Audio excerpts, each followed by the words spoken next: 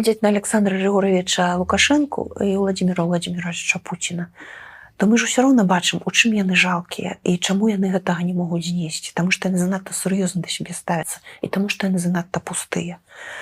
Вось калі мы глядзім на сябе і мы бачым, што ў нас ёсць лішняя вага, недахоп ведаў, можа не такі які-небудзь нос, можа адзетыя мы бедна.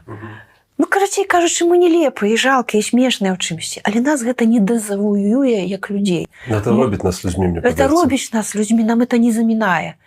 А яны за гэта гатовыя іншым помсціць. Яны хочуць быць найвялікшымі, найзаўважнейшымі, найталенавіцейшымі. Вы заўважце, колькі яны сабе прыпісваюць сацыяльных роляў, што адзін, што другі, што трэці. І швец, і жнец, і плотнік, і сталяр, і пагранічнік, хакеіст, кіно здымае. Марскі пехацінец. Гэта ўсё спроба мець хаця б які-небудзь твар.